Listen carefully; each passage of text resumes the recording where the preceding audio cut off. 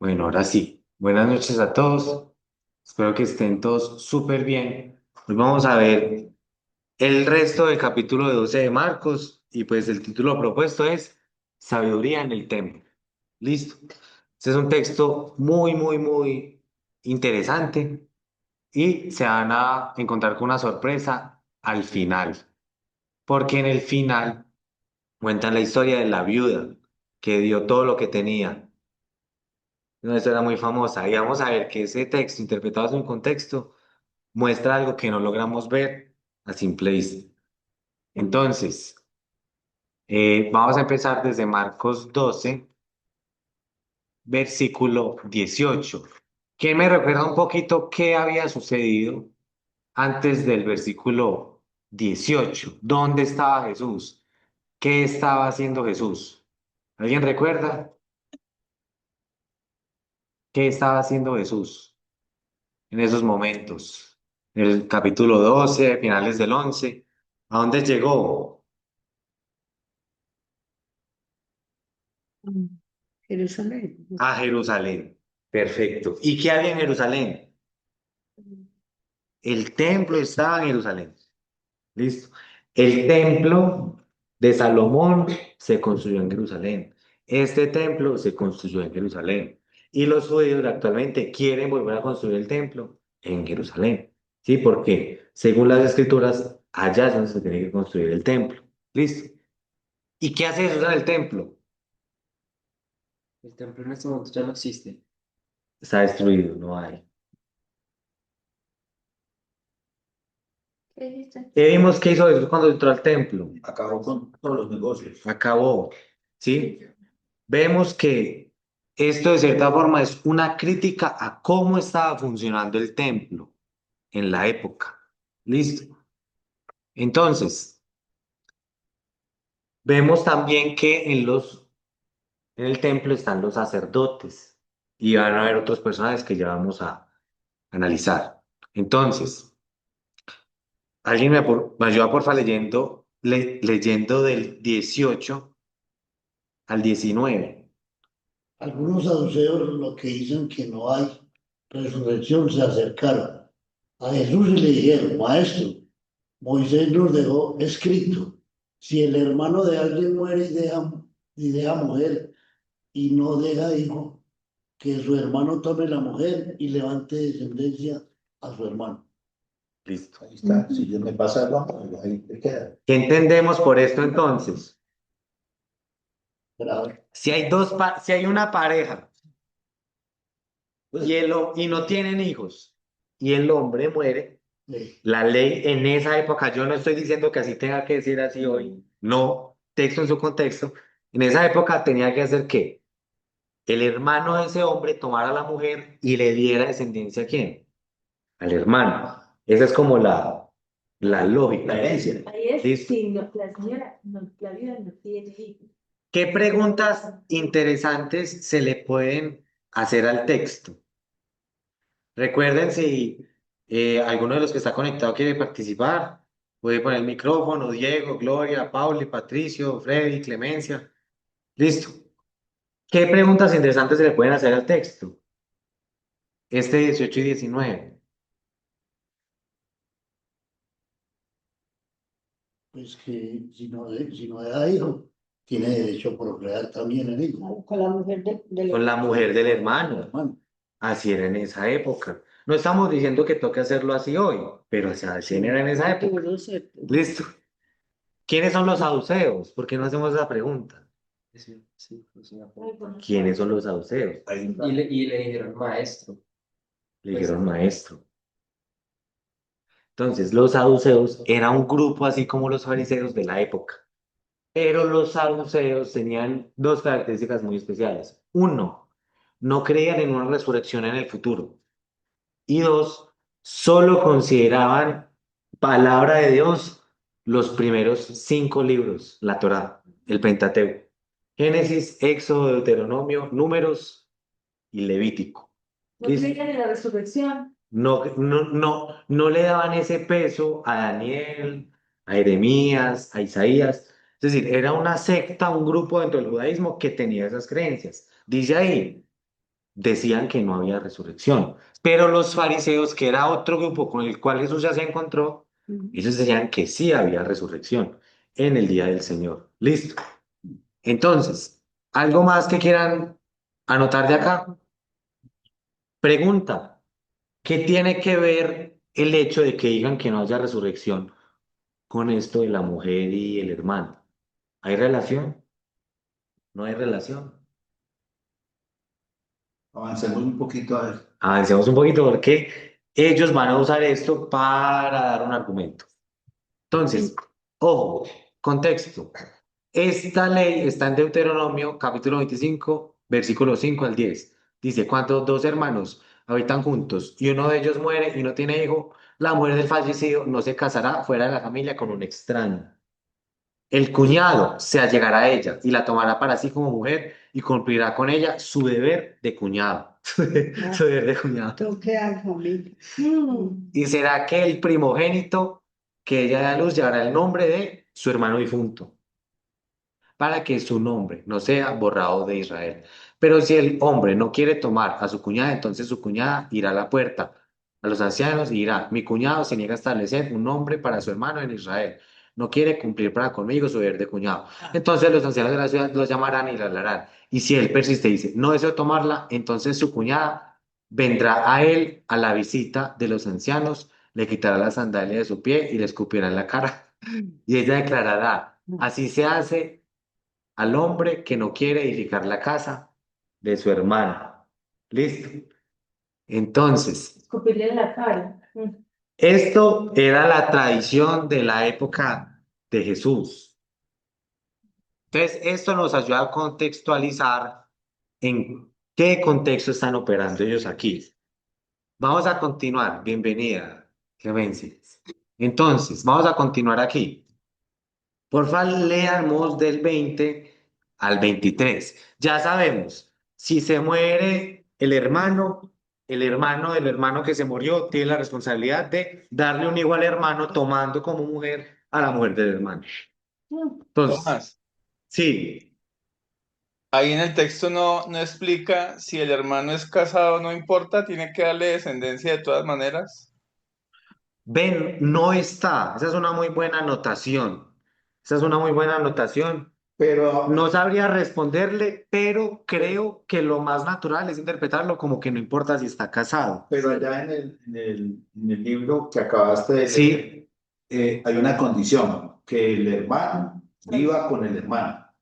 esta. Dos hermanos habitan juntos. Pero esa es una buena pregunta, pero no me atrevería a darle una respuesta. Ok. No me atrevería a darle una respuesta. Pero qué buena pregunta. Si de pronto, Freddy, usted ahí puede investigar brevemente al respecto e iluminarnos o alguien más sepa, sería bueno. Ok. Listo. Entonces, dice así. ¿Quién lee del 20 al 23, por favor? Hubo 7 hermanos y el primero tomó esposa y murió sin dejar descendencia. El segundo la tomó y murió sin dejar descendencia. Y asimismo el tercero. Y así los 7, sin dejar descendencia. Y por último murió también la mujer. Acabo con la familia. No, pues María. La matanza, Los hermanos. Vale. En la resurrección, cuando resuciten, ¿de cuál de ellos será mujer? Pues los 7 la tuvieron como mujer. Ojo, ya conectaron ese argumento con qué? Con la resurrección. Porque este argumento fue dado por un saduceo que no creía en la resurrección. ¿Qué creen ustedes? Era para corcharlo. Era para acorcharlo. ¿Pero en qué forma? ¿Cuál era el argumento? Para decir que era resurrección. ¿O cómo así? No. Había un argumento. Este razonamiento pretende demostrar que la resurrección no existe y no es verdadera. ¿De qué forma? De que como hay varios hombres casados con una misma mujer en diferentes momentos, en el momento de la resurrección estaría casada la mujer con los 7, lo cual sería ilógico, lo cual no tendría sentido. 7 hombres casados con una misma mujer en la resurrección. Entonces, ellos concluyen que la resurrección no es verdadera, porque serían 7 hombres para una mujer. según ellos. según ellos. Ese es el argumento, Pero es la resurrección del ciudadano de a pie. ese es el argumento que ellos tenían para decir que la resurrección Porque no era. Salomón tuvo 900 mujeres. Pero es que aquí es un hombre, 7 hombres para una mujer. Es diferente. Y usted acaba de decir que no hay resurrección. No, yo no acabo de decir eso. Ellos usaban este argumento para decir que no había resurrección. Era el razonamiento que ellos tenían. Bueno, Listo. Se logra ver la conexión de cómo ellos, a partir de este mandamiento de Moisés, quieren decir que no hay resurrección. Ujú. Es claro. Sí. Sería un absurdo, Sería una contradicción. sería un absurdo que 7 hombres tuvieran una mujer. Por lo tanto, la resurrección no existe. Esa es como la lógica de ellos. Ahora, vamos a analizar la respuesta de Jesús. Porfa, del 24 al 25. Jesús les dijo, ¿no es esta la razón por la que están ustedes equivocados, que no entienden las escrituras ni el poder de Dios? Porque cuando ellos resuciten de entre los muertos, ni se casarán, ni se serán dados en matrimonio, perdón, ni serán dados en matrimonio, sino que serán como los ángeles en los cielos. ¿Qué logramos analizar de esta parte de acá?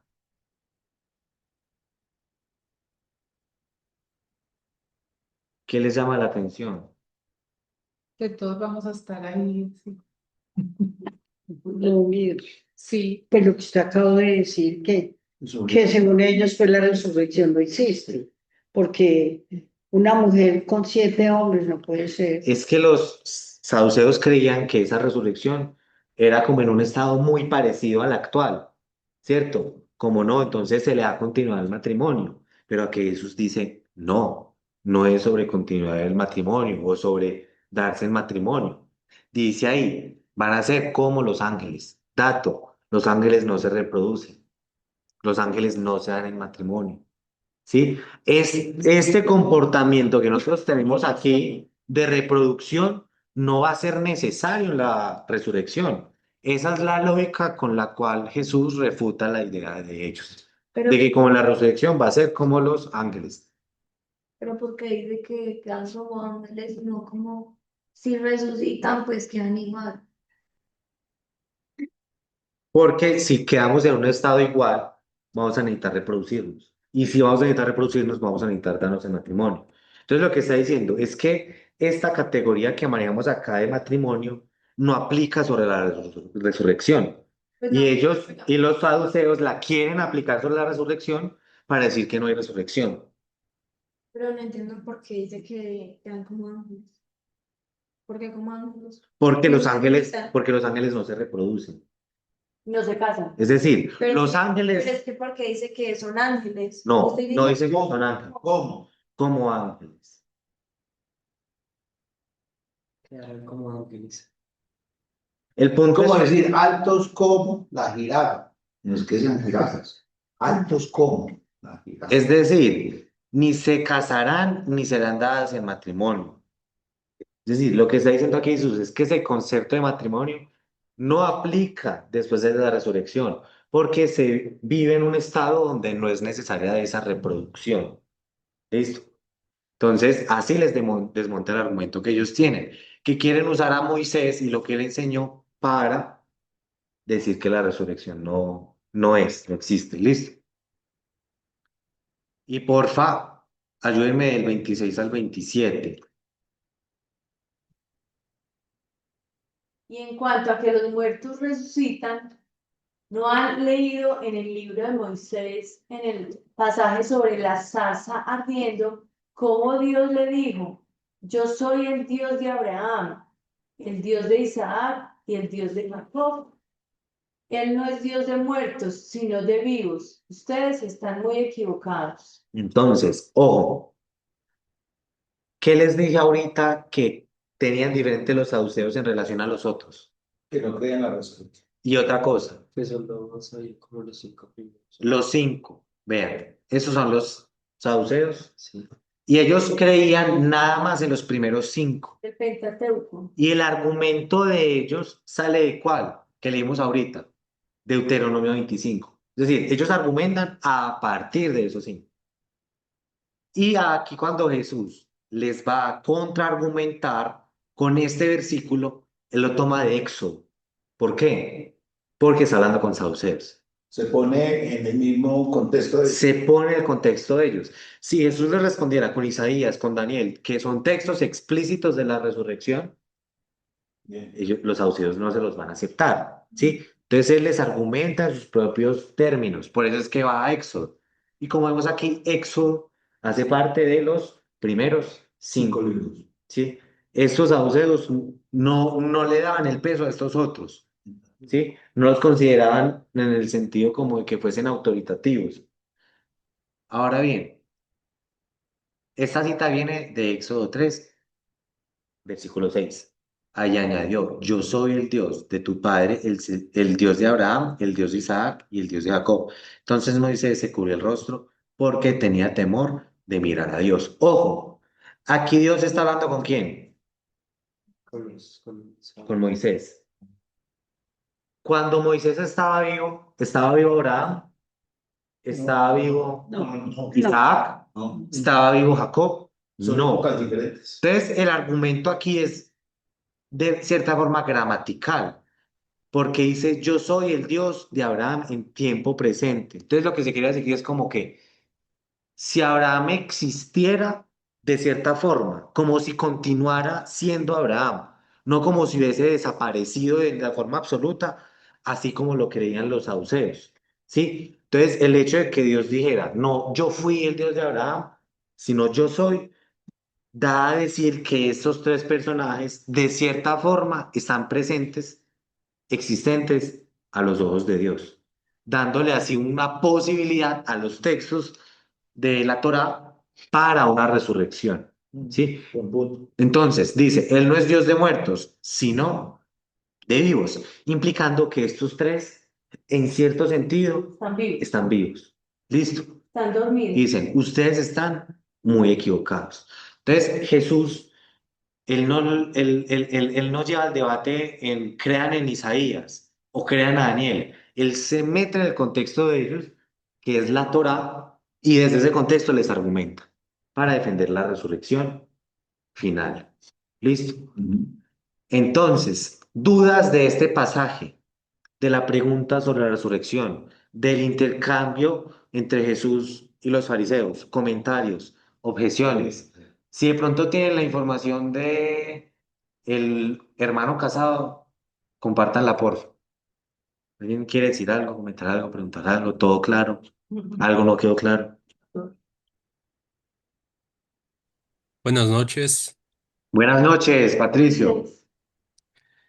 Eh, yo estaba investigando acerca de eso del hermano y el comentario que hiciste es en todo caso muy acertado, que para aquella época, como estamos hablando de la época no de Jesús, sino en la época de la ley del levirato, Sí, eh, aún existía la poligamia, por lo tanto es plausible pensar que un hermano casado puede cumplir con esta ley. perfecto. Patricio, muchas gracias por esa contextualización y ese comentario. ¿Qué es la poligamia? Que se le permitía a un hombre tener más de una mujer. Listo. Ya vemos que históricamente va evolucionando hasta que llegamos a Jesús y Jesús ya, de cierta forma, establece, así como en Edén, que el hombre y la mujer juntos hasta la muerte. Listo. Pero es muy importante nosotros entender el desarrollo histórico, cómo va evolucionando la cosa. Muchas gracias, Patricio. Muchas gracias por hacer ahí el ejercicio. Ojo, pues, llegamos aquí a Marcos 12:28. Listo. Vamos a leerlo con pausa. Aquí, pues, el traductor lo traduce como el mandamiento supremo. Y ojo, porque aquí vamos a tener un cambio narrativo gigante, donde aquel que era antagonista o aquella figura que es antagonista ya no es antagonista más, sino que de cierta forma tiene una descripción positiva. ¿Listo? Entonces, ¿qué dice? ¿Quién me ayuda, porfa? Del el 28. Solo el 28 está bien. Cuando uno de los escribas se acercó, los oyó discutir y reconociendo que Jesús les había contestado bien, le preguntó, ¿cuál mandamiento es el más importante de todos? Perfecto. Vean esto, es un escriba. Ya habíamos visto a los escribas, a los fariseos anteriormente acercándose a Jesús, pero parece que este ya no se está acercando con una pregunta para hacerle tropezar a Jesús, sino con una pregunta genuina, una duda real. Dice ahí, reconociendo que Jesús había contestado bien. Es decir, este escriba tuvo la humildad de reconocer que Jesús estaba en lo correcto, de que Jesús había respondido bien. Porque veamos el contraste con otras partes en Marcos. Cuando dijo que, perdón, ¿Qué? pues que respondió que bien Jesús. Esto es la resurrección. Ya. Listo. Que es el Dios vivo. Exactamente. Entonces, ojo pues, Marcos 12. Pero enviaron a algunos de los fariseos y de los herodianos para sorprender a Jesús en alguna palabra. El objetivo era sorprender a Jesús. Y le dicen aquí, ¿es lícito pagar impuestos al César o no? ¿Pagaremos o no pagaremos? Preguntas para hacer caer a Jesús. Y dice así, pero él dándose cuenta de su hipocresía les preguntó. Es decir, venían en un espíritu de hacer cosas a Jesús. Y llegan por acá en otro lado, se acercaron algunos fariseos y para poner a prueba a Jesús, le preguntaban si era lícito a un hombre divorciarse de su mujer. La intención era poner a prueba a Jesús, pero de una forma casi que milagrosa, nos encontramos allí con un escriba que ya no está en esa actitud. Ok.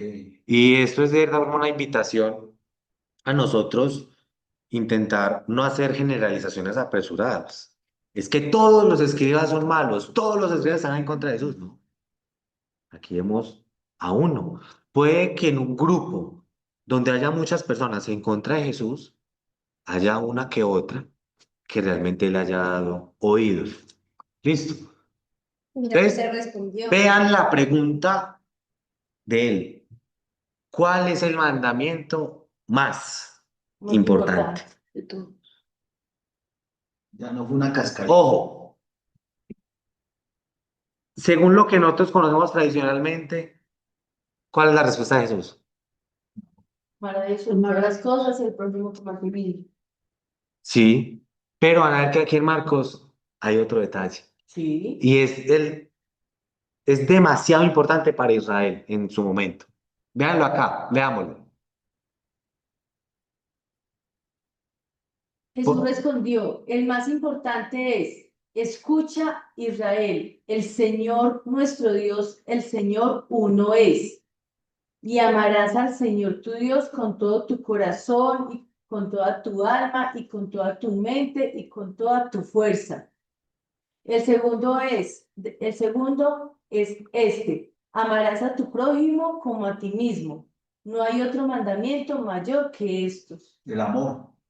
Primero sobre Dios. Pero ahí hay otro detalle. Que es uno. Ahí hay otro detalle. El Señor nuestro Dios, el Señor Escucha Israel, el Señor nuestro Dios, uno es. Ese mandamiento para el pueblo de Israel en esa época y aún hoy es supremamente importante, es supremamente fundamental.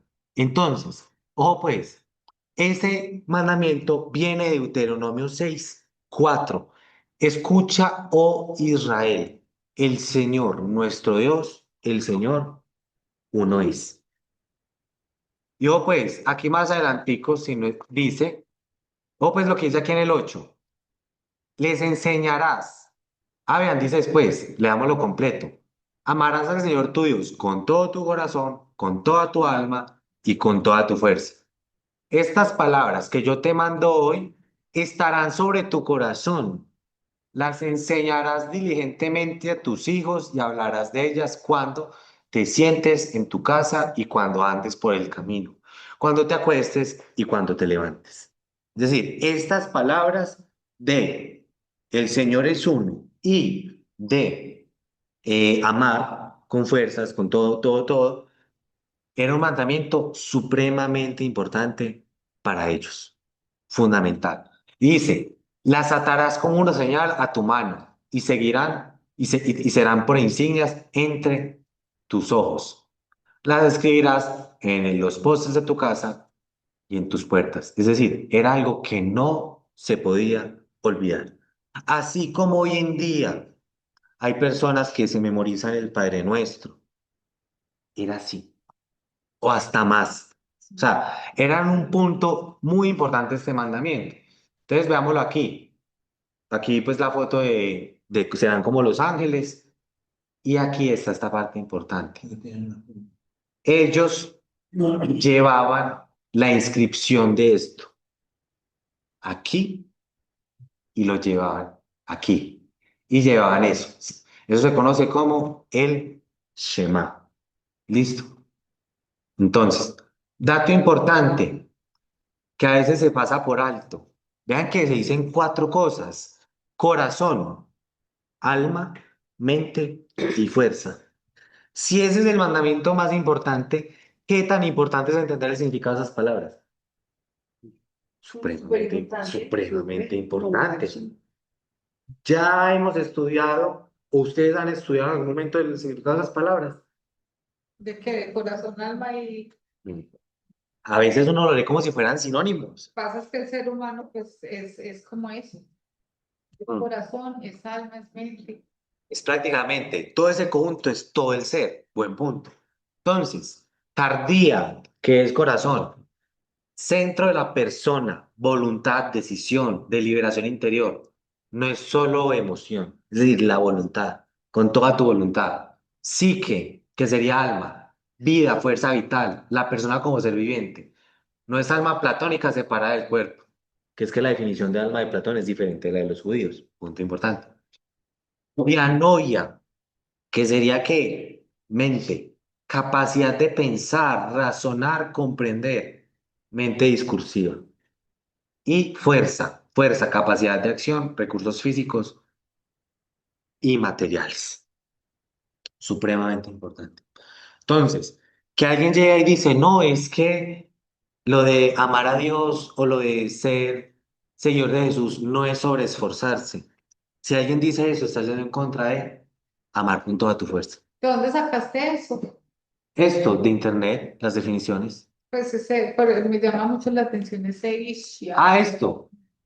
No, pues lo que pasa es que estas son las palabras en griego. O sea, si tú, por ejemplo, a mí me gusta mucho esta página, Logos, Calogos, Marcos 12:30, si te estoy mal. Voy a ver si es el 30. 30. Mira, corazón, cardís. Y aquí te aparece. Sí, es cardía. Ah, ya. Te parece alma. Entonces en griego fuerza significa eso que dice. Es cómo se pronuncia. Sí. Aquí ya está más específico. Aquí, aliento, es decir, espíritu, tal. Entonces sí, pero les traigo esto para que pensemos en el significado de esas palabras, que no pasemos por ellas por encima sin haber meditado en alma, espíritu, perdón, alma, corazón, mente, fuerza. Que es que no, que es que seguir a Dios o seguir a Jesús es sobre no pensar, sobre no razonar, y es simplemente tener fe. No, hay que amarlo con la mente. También, la mente hace parte del ejercicio de ser un ser humano viviente. Listo. Entonces, pues, dato importante. Aquí Jesús le responde a él. Y vean pues, el 32 que dice. Y el escriba le dijo, muy bien, maestro, con verdad has dicho que Él es uno y no hay otro además de Él, y que amarle a Él con todo el corazón y con todo el entendimiento y con todas las fuerzas, y amar al prójimo como a uno mismo, es más que todos los holocaustos y los sacrificios vírgenes. Perfecto. Entonces, ¿cuál es el punto aquí? El escriba está de acuerdo con Jesús. Esto aquí, a nivel narrativo de Marcos, es una súper sorpresa. Es como encontrar. El antagonista se volvió. Sí, Pero a mí no me parece sorpresa, ¿qué cosa? pues porque los escribas eran los que más conocimiento tenían, entre comillas, pues de la Biblia y Sí, eso. claro. Y como ese es el principio incluso desde el Antiguo Testamento, pues en eso sí se puso de acuerdo. Sí. Otras cosas eran las que chocaban con los escribas. Era como cuando Jesús decía yo soy Dios, o eso sí, para ellos era más fuerte. complicado de comprender, ¿o no? Sí, pero Jesús nunca, no dijo soy Dios tampoco. Era sobre otros temas. Sí, Pero ojo, Él es uno, además de Él.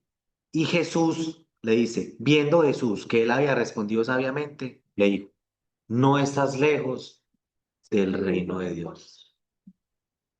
Y después de eso, nadie se aventuraba a hacer más preguntas. Entonces, ojo, pregunta, Señor, uno es Señor nuestro Dios, el Señor no es, ese es quién, Dios, Dios ese es y Él. Dios. Y Jesús es el hijo de ese Dios, pero ese aquí que es uno, es Dios, o sea, el Padre. ¿Listo? Sí, aquí. Es interesante que el mandamiento arranca en escuchar con el énfasis de poner en práctica que el Dios de Israel es su Dios y Él es uno. Ejad en hebreo, que es uno, el valor numérico. Si este uno es el número, es como si fuese el número uno. ¿Listo? Y aquí, a ver, ¿por qué digo esto? Porque a veces por las doctrinas que hay hoy en día, se intenta meter aquí el Señor nuestro Dios como si fuesen las tres personas de la Trinidad. Pero aquí el de abajo no está diciendo ustedes son uno, no, está diciendo Él es uno, es decir, le está diciendo a Jesús, Jesús, Él es uno, o sea, Jesús, Él, el Padre es uno, y sí, es verdad, el Padre es uno. Entonces, y aquí hay algo muy importante. Jesús le dice que se acerca al reino de Dios. Jesús no había hecho esto antes. Y se lo dice a un escriba. Y relaciona el estar cerca del reino de Dios con la comprensión del mandamiento más importante. Listo. Y después de eso, nadie se aventura a hacer preguntas. Miramos a ver qué tenemos por aquí. Aquí tenemos el mandamiento. Ojo pues, dice acá. Y Samuel dijo, se complace el Señor, este Señor que es uno, tanto en holocausto y sacrificios como en la obediencia a la voz del Señor. Entiende, el obedecer es mejor que un sacrificio y el prestar atención que la grasa de los carneros. Esto nos permite entender más esta partecita de acá. Vean que Jesús no menciona esto. Ojo, Jesús no habla de holocaustos y de sacrificios. Eso es algo que hace parte de la respuesta del escribo. Les está diciendo, eso que tú acabas de... Disculpen que les interrumpa, se fue el audio, se bajó el volumen.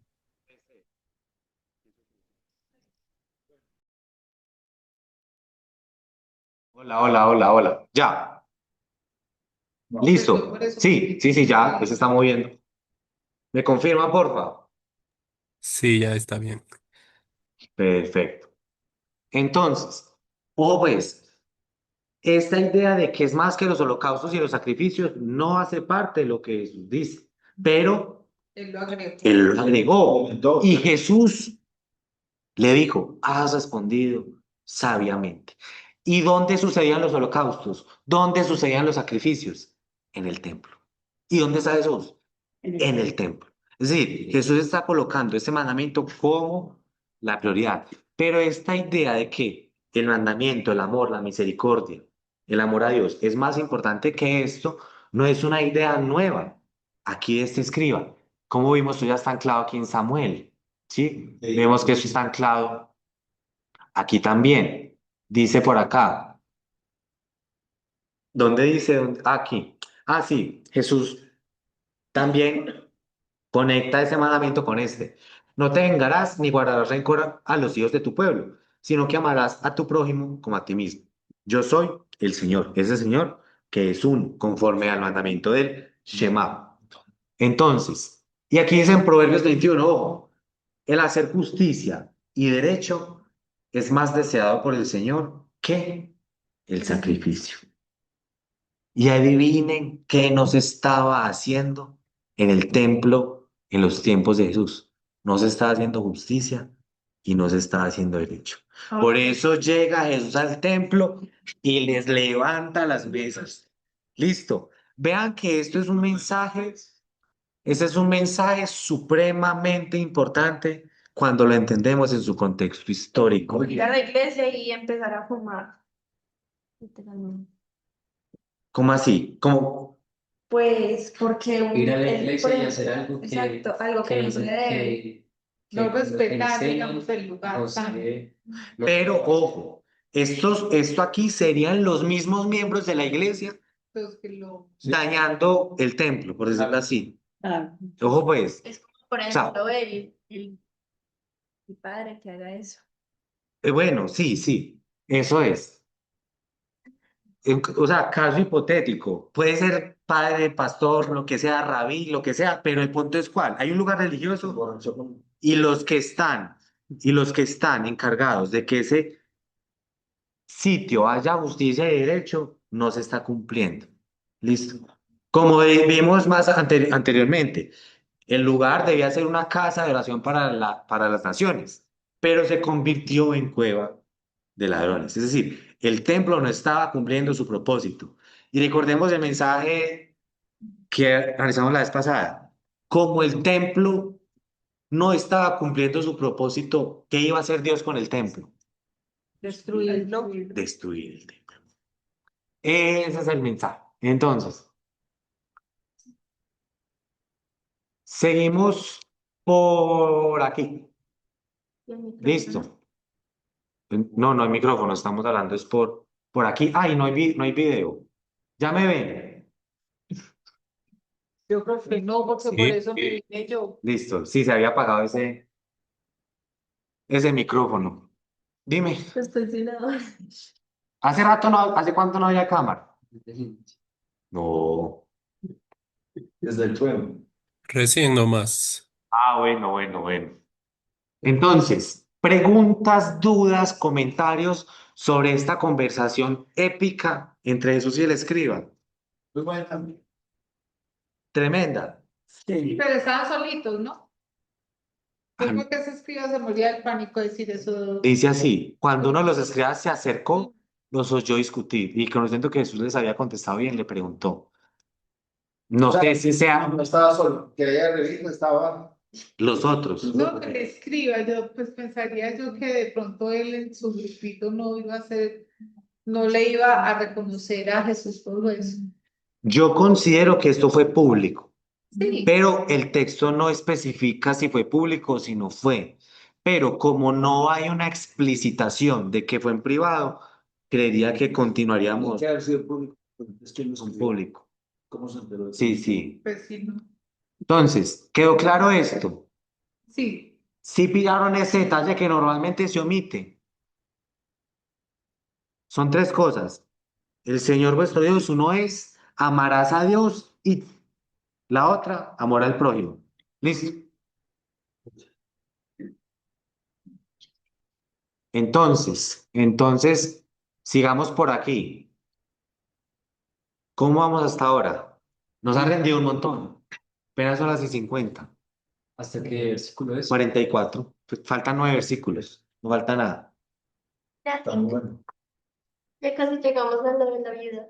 Hmm.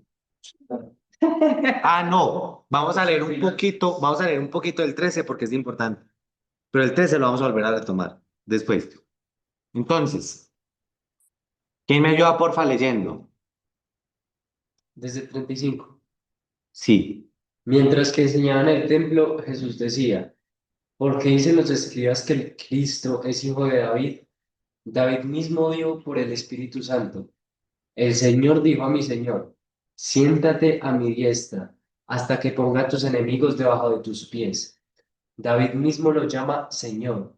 ¿En qué sentido es, pues, su hijo? Y la gran multitud lo escuchaba con gusto. Listo.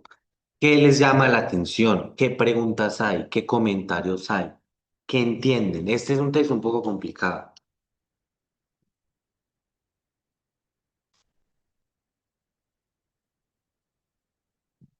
¿Cómo así que el Señor dijo mi Señor? Señor, dijo mi Señor. ¿Quién es Buena el Señor pregunta. de Señor? Ojo pues, pregunta, ¿quién dijo? ¿Quién dijo eso del Señor dijo mi Señor? ¿Y qué Señor le dijo a mi Señor? ¿Quién es el primer Señor? ¿Quién es el segundo Señor? Dios le dijo a David. No. ¿Quién escribió? ¿Cómo así? Que David mismo dijo, el Señor le dijo a mi Señor. Entonces está David. No, espere. Está David. Está el Señor que le dijo a mi Señor. ¿Quién es el primer Señor y quién es el segundo Señor? El Padre y el Espíritu Santo. Pero es que, no, Espíritu Santo. el Padre le dijo. ¿Qué tiene que ver esto? El Señor Dios le dijo a Jesús. Sí, pero ¿qué tiene que ver esto en el contexto? ¿Cuál es el argumento? Vean esto lo interesante. Jesús ya pasó al contraataque, por decirlo así. Recibió preguntas y cuestionamientos y esto y dice que nadie se aventuraba a hacer más preguntas. Y adivinen quién comenzó a hacer preguntas. Jesús. Él empezó ya a cuestionar. Pero Jesús los comenzó a hacer preguntas. Ya vamos para allá. Entonces, pues, ¿por qué dicen los escribas que el Cristo es hijo de David? ¿Cuál es la cuestión? Este hijo de David puede dar un entendimiento. El título de hijo de David se le puede dar a Jesús, pero puede dar un entendimiento equivocado, que es que Jesús es inferior a David por ser ¿qué? Del hijo. Hijo de David. Entonces aquí el argumento es ¿cuál? Si David dijo que el Señor le dijo a mi Señor, está llamando al hijo de David, Señor. Y no tiene sentido que el padre le llame al hijo Señor. Entonces, en algún sentido, ese aquel que es hijo de David es superior ¿a quién? A David. Así. Ese es el argumento. Sí, Yo no entiendo el pedacito. listo. Ya lo vamos a explicar bien. Ya lo vamos a explicar bien con más. No, ¿cómo? Listo, entonces. Ojo pues, Jesús es el hijo de David. Sí. ¿Por qué? Es descendiente de David. En la mentalidad de las personas, David es superior ¿a quién? Al hijo de David, No, porque es el papá de David. O sea, perdón, en la mente de las personas, Jesús David es superior al hijo de David. ¿Listo? ¿Por qué? Porque es el papá, porque es superior. anterior Por Pero jerarquía. cuando por dice jerarquía. hijo de David. Entonces la pregunta es, si Jesús es hijo de David, entonces Es inferior a David, supuestamente. Jesús es inferior a David. Pero el contraargumento de Jesús es que David, hablando del Mesías, dijo, el Señor dijo a mi Señor. Entonces Jesús le está diciendo, ¿a quién? Al hijo de él, Señor. Y como lo está llamando Señor, entonces es superior a David. Sí. Más o menos claro. Sí. Seguros. Sí. En serio que cualquier duda que no se entienda. Ya lo entendí. Sí. Pero O sea, ahí arriba en es como mi papá es superior a mí, ¿cierto? Mi papá es superior a mí. Pero imagínese que usted encuentra un texto en el cual él me llama a mí, Señor. Si él me llama a mí Señor, eso implicaría que en cierto sentido yo soy el superior de él. Pero si yo lo llamo a él Señor, yo soy el superior. Listo. O sea, ese nombrar Señor implica que le estoy hablando como si fuese mi superior, mi amo. Sí, Señor. Entonces, pero ojo, es pues, importante ese punto, el 36, que dice que 36 o 30, sí, 36. David mismo dijo por el Espíritu Vea. Santo. sí, perdón. Sí. Dijo ahí, David mismo dijo por el Espíritu Santo. O sea, fue algo que vino de lo alto, Inspirado. inspirado. Exacto. Inspirado le dijo el Señor le dijo a mi Señor. Listo. Entonces, ojo pues con esto. Y David mismo lo llama Señor. ¿A quién? Al Mesías. ¿Sí? ¿En qué sentido es pues su hijo? Entonces lo que se está diciendo aquí es que el título hijo de David puede ser limitante. ¿Por qué limitante? Porque se estaría pensando que el hijo de David es inferior a David y no, no es Por inferior a jerarquía, David. sino, aquí no es por jerarquía, sino por línea de Exactamente. ascendencia. Entonces aquí ya no, las personas ya no le están preguntando a Jesús, sino que Jesús está yendo, por decirlo así, al contraataque. Ya está él hablando en vez de respondiendo. Ojo pues, aquí hay un detalle. Esto viene del Salmo 110, versículo 1. Ojo pues, Salmo de David. Dice el Señor a mi Señor, siéntate a mi diestra, hasta que ponga tus enemigos por estrado de tus pies. Ojo pues, aquí le estaría diciendo, Salomé, respondiendo a tu pregunta, le estaría diciendo Dios a Jesús que Dios, Él va a poner los enemigos de Jesús debajo de los pies de Jesús. ¿Listo? Ese es el punto. Ojo pues, pero aquí hay un detalle. Ojo, que en el español no se nota, porque se usa dos veces cuál palabra. Sí. Y después Señor. Si notan una diferencia en el Señor de la derecha y el Señor de la izquierda, Sí. en la redacción, El Señor y mi Señor. no, Pero es como, El primero en la redacción, o sea, en la tipografía. no es con todas las mayúsculas. ¿Por qué este está en mayúscula? Porque es Porque el está por padre, encima del otro señor. el No, padre, no. ¿no? Porque esta traducción de acá, cuando se está hablando del tetragramatón, que es el nombre de Dios en el Antiguo Testamento, escribe Señor en mayúscula. Es decir, Tetragramatón. tetragramatón. Tetragramatón. Véanlo acá. Es este acá. Es este acá. ¿Listo? Imágenes. Cuatro Es letras. este de acá. Las 4 letras. Entonces, este es el nombre de Dios. Ojo pues, esto aquí es supremamente delicado. ¿Cómo se quiere esas 4 letras del nombre del Señor? Pues Sí. chico, ¿qué es lo que Sí. es el tetragramatón? El nombre de Dios en el Antiguo Testamento en hebreo. ¿Hebreo? En hebreo. Ojo pues, No tenía letras, no tenía Entonces, letras, que era No tenía vocal. para nosotros en el español pareciera que se estuviera usando Señor en el mismo sentido, pero en el primer sentido, este Señor es el nombre de Dios. Ese Dios que es uno, ¿listo? Conectándolo con lo que vimos ahorita. Israel, el Señor vuestro Dios, el Señor, uno es. Ese que es YHWH es uno y ese uno es el Padre. Y este de acá ya no es el tetragramatón.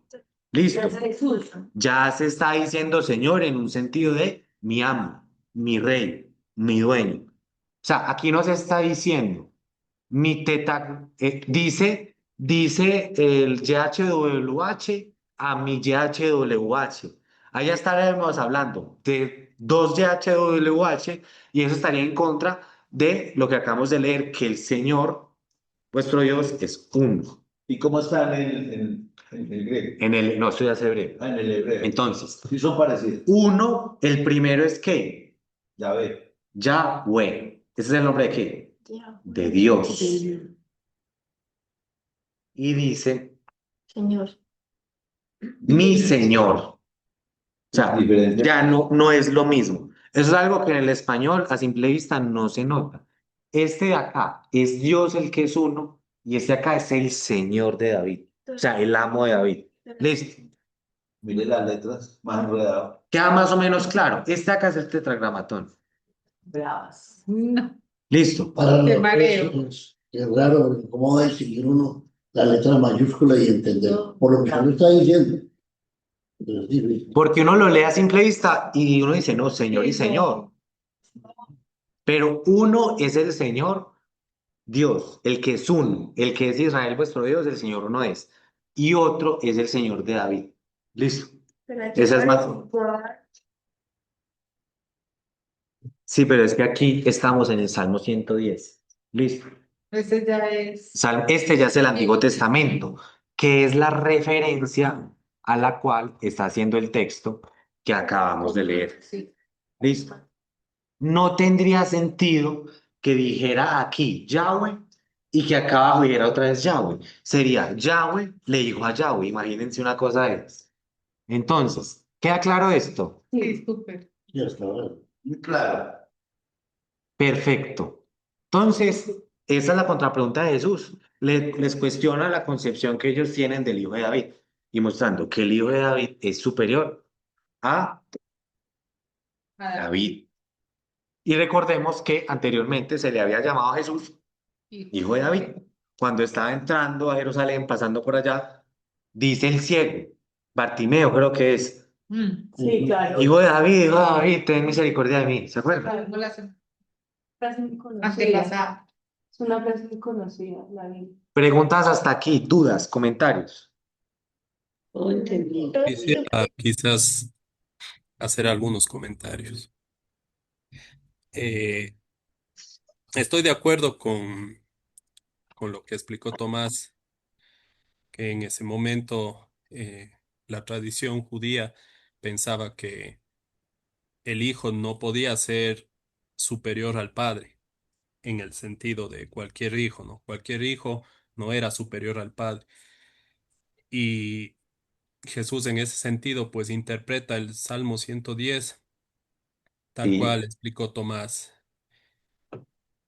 A- Ahora, el aporte quizás que quiero hacer es que ese salmo también tiene otra interpretación dentro del sí, contexto en el que se dio el salmo, ¿no? En el Antiguo Testamento, ese salmo también podría referirse, eh, el Señor dijo a mi Señor, tal como explicó Tomás, y el primer Señor, el tetragramatón, que sería lo que tenemos en algunas Biblias como Jehová sí. dijo a mi Señor, y el segundo Señor, pues sería en este caso el Mesías, ¿no?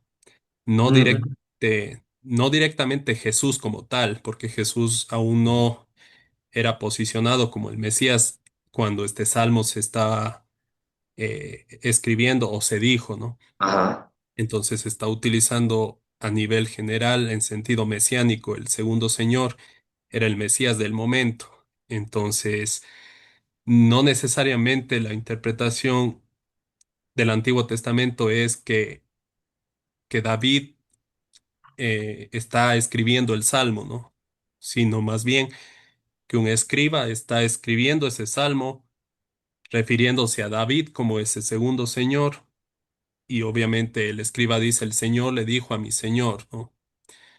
Entonces, eso hace o da pie esa interpretación justamente porque no recuerdo, hay otros textos en donde se describe que no sé si era a David o a Salomón, que Dios le dice, deja que ponga a tus enemigos por estrado de tus pies. Y y en justamente Samuel.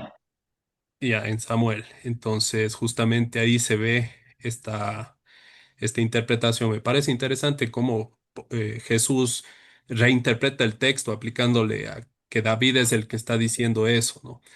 No sé si Sí, no sé si es porque en la época quizás se tenía ese pensamiento o porque realmente Jesús también lo pensaba así. No sé si alguien ha investigado a ese nivel ese pasaje. sí. Sí, de hecho, pues ese es otro tema muy interesante. De hecho, si analizas unos textos judíos posteriores, el judaísmo en un punto después de Jesús sí alcanzó a interpretar este texto de forma mesiánica. Es decir, esto no es exclusivo de acá. Pero también es importante entender que este texto, a pesar de que lo interpretan de esa forma, estilo mesiánica, puede tener su sentido original en el cual está escribiendo el salmista, le está diciendo, el Señor Dios le dice a mi Señor David, listo, también existe eso. Y es muy importante entender también que en la interpretación mesiánica, ellos no es que leyeran allá en el 300 antes de Cristo el Salmo y dijeran, ah, este acá es Jesús. No, decían, no, este acá es el Mesías, pero aún no sabían quién era. Listo. Nosotros de este lado de la historia ya lo interpretamos como que es Jesús. Listo. Muchas gracias, Patricio, por ese comentario, ese detalle histórico. Entonces, leamos aquí el 38, por favor. ¿Quién me ayuda? Y en su enseñanza les decía, cuídense de los escribas, a quienes les gusta andar con vestiduras largas y aman los saludos respetuosos en las plazas, los primeros asientos en las sinagogas y los lugares de honor en los banquetes, que devoran las casas de las viudas y por las apariencias hacen largas oraciones. Estos recibirán mayor condenación. Ojo, Jesús acabó de conocer un escriba y le dijo, está cerca del reino de Dios. Pero aquí está hablando de otros escribas y analizando el griego hay una palabra específica respecto a la vestidura. Probablemente se usan escribas sacerdotales, listo, que hacen parte del sacerdocio. Sí, que hacían parte del sacerdocio, listo. Es decir, las personas encargadas en el templo de los sacrificios y de todas esas cosas. Y ojo, Jesús aquí está haciéndoles una crítica muy fuerte. ¿Qué detalle les llama la atención? Pues que está diciendo que tendrán mayor condenación por aparentar cosas. Y ojo, por las apariencias hacen largas oraciones. Es decir, hacen largas oraciones, pero no es de corazón, no es genuino. Las hacen largas para que los otros los vean como oran de largo, Sí, ¿sí? a descrestar. Para Como descrestar. hoy en día, porque hay Sí. mucha gente que usa, Sí, cierto, sí, sí, para sí. despistarlo. Pues hacen unas oraciones tan largas que uno se queda hasta dormir. Más Y ojo, de ChatGPT. ¿qué más detalles? Sí, eso te iba a preguntar, ¿cómo así que devoran las casas de las viudas? Ya vamos a analizar eso. ¿Qué dice acá? Los primeros asientos en las sinagogas.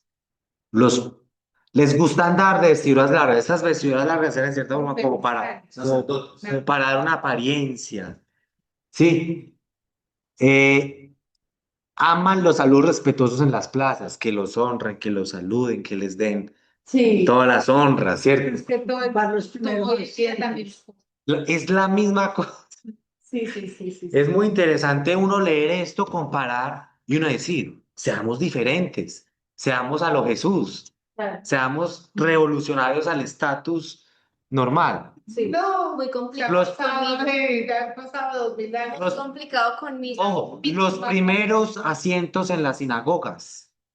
Sí. Recuerden en la historia en la cual Jesús resucita al paralítico, ¿quiénes estaban sentados? Ellos, Ellos, la élite religiosa, esa es la palabra, la élite. la élite. Y pues Y- rechazaban todo el que no tuviera conocimiento y decían, ¿y esto pues de dónde estudió, esto de dónde vino? Sí. Y los lugares de honor en los banquetes, que devoran las casas de las viudas. Esa parte que no- Esta parte es supremamente importante. Eso de devorar la casa tiene una connotación financiera. Tiene ¿Listo? que ser, Ah, claro. Financiera. Entonces, ¿qué era lo que sucedía?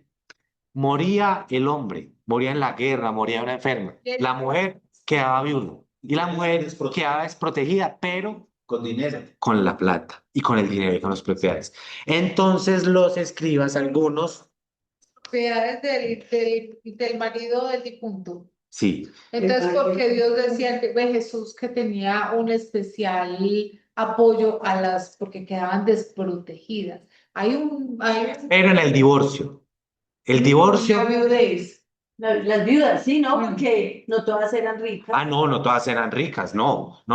Habían viudas que quedaban Sí. pobres, listo. Pobres. No, muy importante también. Entonces, se estaba refiriendo a las viudas de estrato alto. Sí. Pero, ojo, Sí. vamos a ver que no es solo devorar a las viudas de estrato alto, sino también a las de estrato bajo. Listo. Ya vamos a ver esto con detalles. Entonces, este devorar implicaba que un devorar financiero, Porque es que lo que pone eso es idéntico a hoy. idéntico a hoy.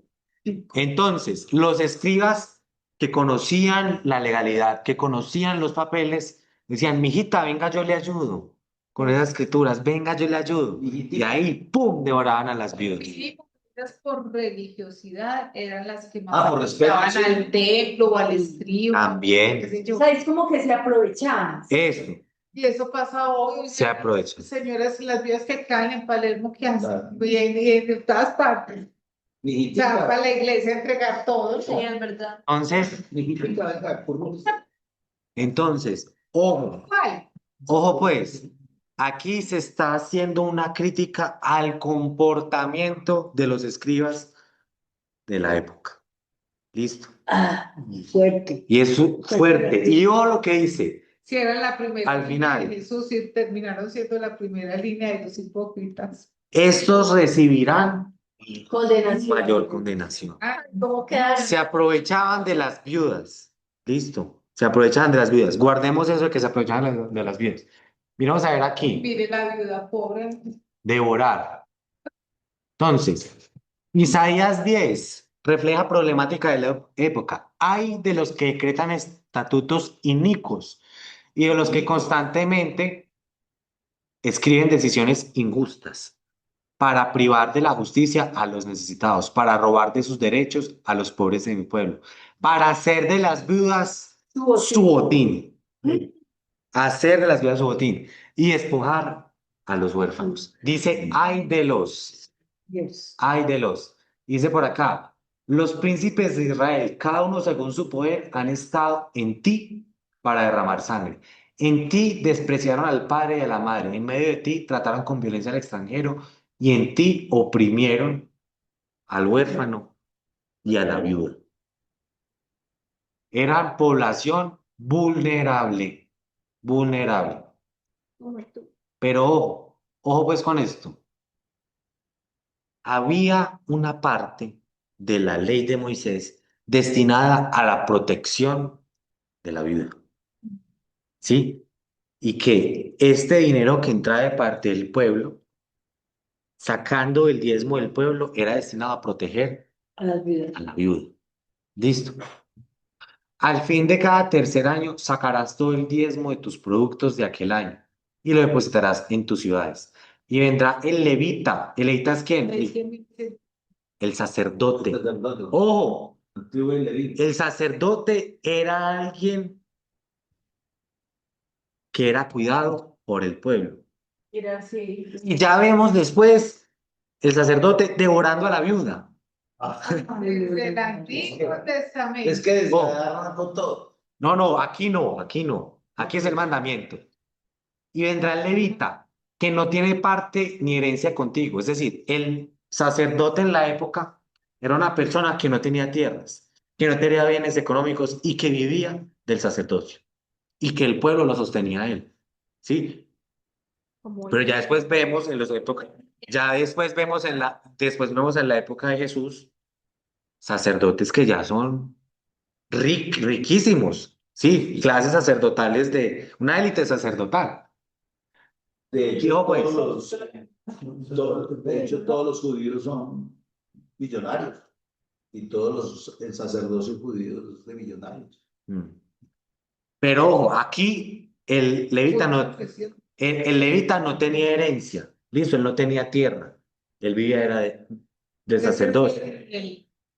Y también el extranjero, el huérfano y la viuda que habita en las ciudades. Es decir, se saca una parte del diezmo y de eso dependían el levita, la viuda, el extranjero y el huérfano. Cierra la cortina, abrimos la cortina, está el levita devorando a la viuda. La pregunta es, el levita de orando la vida era para poderse aprovechar. Entonces ahí está la Sí, todo. explicación. Sí, la clemencia. ¿Qué? La plática. Darle la plata y que- La Sí. platicaron, Entonces, ojo, se aprovechaban, y comerán, como hoy en día. hoy qué dice, y comerán y se saciarán, para que el Señor, este Señor, ¿por qué está escrito en mayúscula? muy perverso. Porque es el Porque es YHWH, el Padre que es uno. Listo. Tu Dios te bendiga en toda hora que tu mano te haga. Listo. Vean pues, a ver qué más tenemos por aquí. Ese sí lo entendimos muy bien. Oh, pues, ¿qué dice por acá? Comparación con el mundo actual, entonces creo Muy que bien fácil. entendido. Cuando acabes de separar todo el diezmo de tus frutos en el tercer año, el año del diezmo, entonces se lo harás al levita, al extranjero, al huérfano y a la viuda, para que puedan comer en tus ciudades y sean saciados. Es decir, el levita era alguien que dependía. El levita no era alguien que iba y devoraba a las viudas. Oh, pues, dice, maldito el que pervierta el derecho del extranjero, del huérfano y de la viuda. Todo el pueblo, oh, pues, y todo el pueblo dirá amén. Listo. Entonces, Dice, ¿Eso es qué? veamos ¿Eso qué? Deuteronomio 26 y 27. Antiguo, sí. Oh, pues, entonces vean la profundidad de lo que está sucediendo aquí, las palabras de Jesús. Aquellos que eran dependientes junto con la viuda que devora las casas de las viudas. ¿Qué sucedió ahí? por eso usted yo quiero explicar lo de las monedas de la vida. Ya, la ofrenda de la viuda. Esta parte es fundamental. Es el tema que sigue. Esta parte es fundamental. Listo.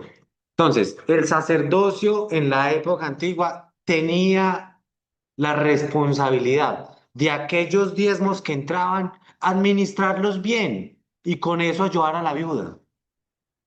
Pero vamos a ver aquí que No, es que todo no, cambió. En esa época protegía mucho a las viudas. Hoy en día, Vamos a que dependían 100% Sí, no. de eso. Hoy en día, y aquí tampoco las protegían, ya vamos a ver. ya no. Vean pues lo que dice. Llegó la vida. Leamos pues, teniendo ese contexto en cuenta, leamos esto. ¿Quién me ayuda, por favor? Jesús, dale. Dale tú. No, no, yo ya Es que a mí me parece tan cerquita. Jesús se sentó frente al arca del tesoro Véalo acá. y observaba como la multitud echaba dinero en el arca del tesoro. Y muchos ricos echaban grandes cantidades.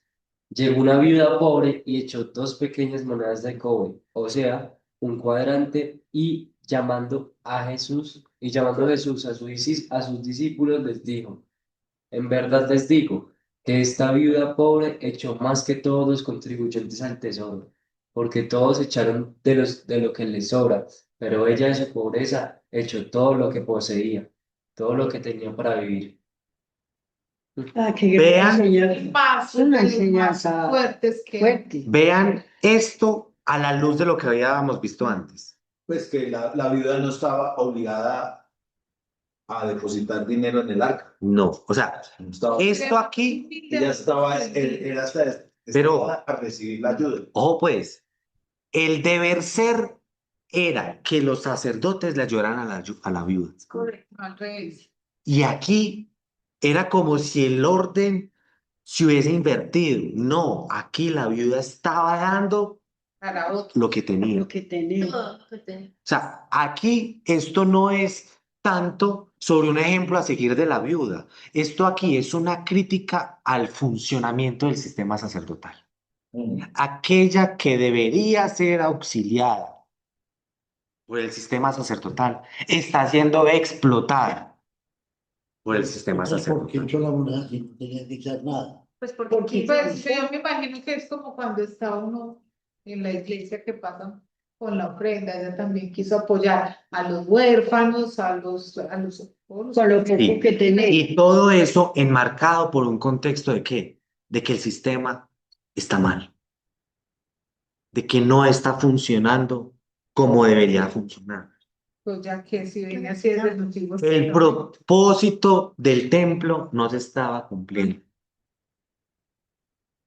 Ojo pues, ¿y qué sucede despuesito? Y leamos esto nada más.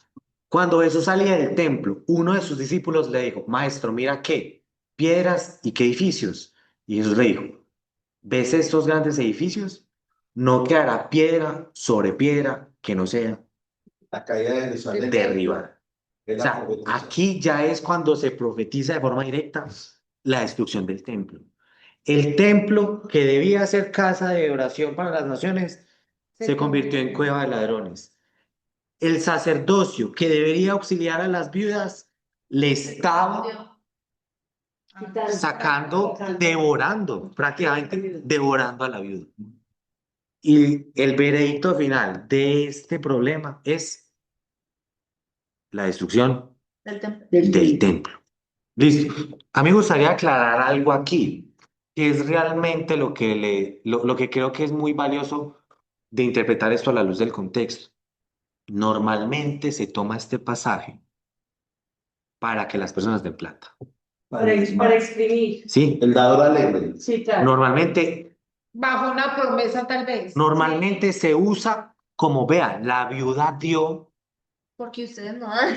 porque ustedes no dan si tienen plata. Pero aquí el mensaje es otro. ¿Cuál es el mensaje? Que esta viuda no tenía por qué estar dando. Exacto. Que esta viuda estaba siendo devorada por el sistema sacerdotal, Con base en los versículos con anteriores. base en todo el contexto. Sí. Entonces, ¿qué es lo que pasa? Se toma este versículo y se dice, oh pues, la viuda le estaba dando ¿a quién? Al templo, al sacerdocio. No le estaba dando a Jesús. No le estaba dando a Jesús. Y cuando Jesús le dijo al rico, joven rico, que diera, le dijo, déselo a los pobres. ¿Listo?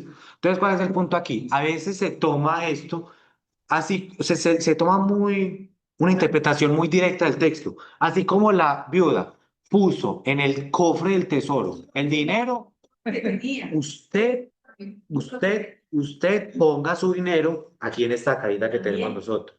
Es una interpretación muy conveniente, pero ¿cuál es el punto? Si nosotros somos consistentes aquí, entonces el lugar en donde la viuda colocó el tesoro, la plata, ese lugar va a ser destruido. Entonces seamos coherentes y digamos que el lugar donde la persona hoy pone su dinero va a ser destruido para ser realmente consistentes con el contexto. Sí. Lo que quiero decir aquí es que este texto no funciona para presionar a las personas a que den dinero. Infelizmente, este texto mal interpretado puede ser usado para que aquellas personas que están en la situación de la viuda, aquellas personas que están de bajos recursos, Sigan más mal. den más a un sistema, a un sistema. Por eso es que yo le digo que esto, o sea, yo leí esto hoy en su contexto y yo dije, entendí mal esto toda mi vida. Yo también. Esto no es sobre seguir el ejemplo de la viuda. Ah, yo soy pobre, voy a seguir el ejemplo de la viuda, voy a dar todo. No es sobre eso. Es una crítica a un sistema que en vez de apoyar a la viuda, de darle el sustento, de cuidarla, la devoró. La Demás. devoró. Y lo que hace Jesús, después de ver este error y después de ver todo lo que sucede, Destruye el templo. la profecía, Dios va a destruir el Templo templo. físico. Muy bien. El templo. Entonces es una protesta en contra de la explotación económica de los pobres en nombre de Dios, en nombre del sacerdocio. Es una crítica y una revolución de que estos lugares así religiosos deben cumplir su papel. Y en este caso aquí es Y será cuidar de la por vida. conveniencia, pero interpretan así. No, no se interpreta, pero vean cómo el contexto ilumina el pasaje. Jesús aquí estaba hablando de qué? Que estaban devorando a las viudas. Y esto aquí es una viuda siendo devorada. Total. Una viuda siendo devorada. No es que era la más, ¿cómo se dice? Sí, Freddy.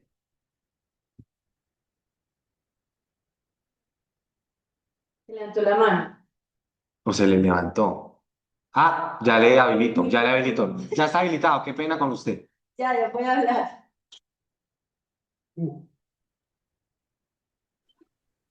Bueno, Tomás, una preguntita. sí. A la vida, ¿quién la estaba obligando a dar la limosna? No, no la estaban obligando.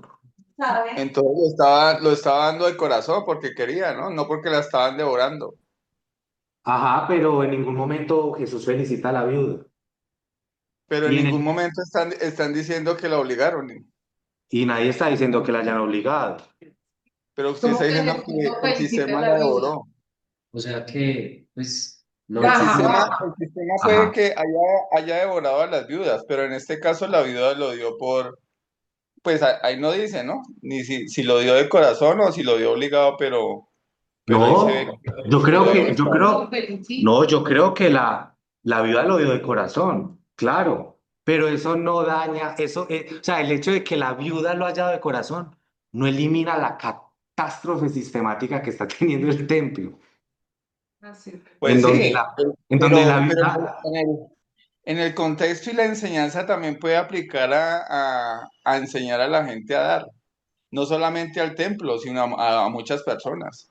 Porque entonces, nosotros estamos dados a ser muy tacaños y ahí cabe la enseñanza del dar y de ser desprendidos. y si enseñamos que este texto funciona para dar, entonces enseñemos que el templo en el cual se da va a ser destruido también, para ser consistentes con todo No, el no, contexto. obviamente que no estoy diciendo a un templo, en general, a personas necesitadas, a ser Veamos, más amplio, a ser más veamos, amplio con las demás De personas. hecho, yo he escuchado muchas enseñanzas sobre el diezmo. Y este versículo es clave ahí en esa enseñanza. sí, pero ese es un muy buen punto, Freddy. Traigamos a la mesa la historia del joven rico, que ya la vimos en Marcos. ¿Qué le dijo Jesús? Ve y dale a Todo los lo pobres. sí. No, no, Pues, el principio de dar y de la generosidad es supremamente bíblico, Sí. pero con este texto hay que tener cuidado por el contexto en el que está sucediendo. Yo sí Sí, creo claro. que esta mujer dio con fe, dio con su corazón, pero el sistema no estaba funcionando. O sea, estaba entregándole a un sistema que no corrompido, necesitan. por decirlo así. Y después Jesús profetiza. ¿Cómo profetiza? Es que uno va encadenado. No quedará piedra sobre piedra, que no sea derribada. Pero sí, Freddy, muchas gracias por el punto. No se puede entender aquí que la vida está obligada. Pero volvieron a construir el templo y se repite la historia hasta nuestros días. Sí, entonces sí, pero sí, ella, yo consideraría que ella lo dio Ten la plena de seguridad porque es corazón. que Jesús lo dijo. Y demás que ella lo hizo como motivada por un sentimiento aprendido, Y por es que, decirlo pero es así. que, ¿cómo lo hace la gente hoy en día? Igual, La gente en las la- explotaciones religiosas de dinero y todo eso, la gente lo hace con fe, lo hace con exacto. buena voluntad, lo hace con amor. De ahí para adelante, De ahí para adelante. está pues Ya ya la los gente porque Pero sí, Freddy, muchas gracias por ese aporte, que no se vaya a entender que aquí estaban obligando a no. la viuda, listo. Pero metamos esa realidad en el contexto que se está explicando. Pues claro, lo que tú dices es el sistema el que no es Ese. corrupto. Debería ser que la mujer, la viuda se acercó y los sacerdotes, ¿cómo te ayudamos? Sí, pero Sí, mira, o sea, yo como lo enlazo con lo que dice el versículo 40, que devoran las casas de las viudas, o sí, sea, ya los tenían, sí, Ya los tenían están quitados. aprovechando. pero, Ellos no saben qué van a invertir ese dinero, y por ojo, decirlo así, pero Jesús sí lo sabía. otro dato contextual importante. Eh, dice acá, o sea, un cuadrante, dos monedas de cobre. Esto aquí, para hacernos una idea, es un 64 una 64ava parte del salario de un día. Es decir, si el salario de un día son 128.000 pesos, 2.000 pesos echó la viuda. Listo. Pero es En de, esta época, esto alcanzaría es de un día, de un mes, de un año, de un día. de un día. De un día. La mujer colocó, esto se podría comparar con lo que valdría un puñado de harina en la época. Listo, un puñado de harina. Y el texto dice que eso era lo que ella tenía, eso era el todo de ella. O sea, era una mujer extremadamente pobre. Oh, Listo. Y se lo entregó a un sistema sacerdotal que el deber ser de ese sistema era antes Darle a ella. apoyar. Ojo, esto allá es judaísmo. Hay que tener cuidado al traerlo de forma directa para el cristianismo. No es tan sencillo. Ese es otro ejercicio mental, el berraco. Pero, pero eso ya era el judaísmo con el templo. Y era un templo, no eran 20 200 iglesias cristianas. Pues Son contextos diferentes, pero que no se pierda el principio que se está enseñando aquí. Que de hecho hay canciones relacionadas con este capítulo de la Biblia, de la ofrenda de la viuda, que la llaman la viuda alegre. O sea, ahí la mencionan mucho que, claro, que era la viuda alegre que dio todo lo que tenía, así se llama. Sí, Mira, pero en la época actual de nosotros, la vida alegre es otro por ejemplo, concepto. yo para hablar de unas personas de la generosidad y la importancia de la generosidad, yo me voy más bien al pasaje del joven rico, que Jesús le dijo Sí. que le diera. Yo no me iría a este texto directamente porque el contexto afecta mucho. Sí, Sí, porque estamos nosotros, pero pues no van a enseñarnos sacerdotes este evangelio desde su punto de vista. Pero es que acá lo que quieren vender la idea es que está dando el dinero al tesoro, o sea, está dando el dinero al a la tesoro, Pero para que ellos al tesoro del templo que Jesús dijo que se iba a destruir. Que lo iban a Entonces, destruir. vean a destruir. Exacto. Entonces entendamos esto. Esto aquí históricamente, esto es oro puro. Esto aquí es impresionante este mensaje que se está dando. ¿Listo? Sí, súper. Y bueno, eso fue todo por hoy. Ah, ¿Les gustó lo de la viuda? tema muy súper. Sí, tan puntual. Ah. Él lo entendió. Y bueno, las personas conectadas, Freddy, Gloria, Diego, Pablo y Patricio, muchas gracias por estar aquí presentes. Muchas gracias por la participación. Freddy, muchas gracias por la participación. Patricio, Tomás. gracias a todos por su presencia. usted siempre. Espero que todo haya quedado súper claro.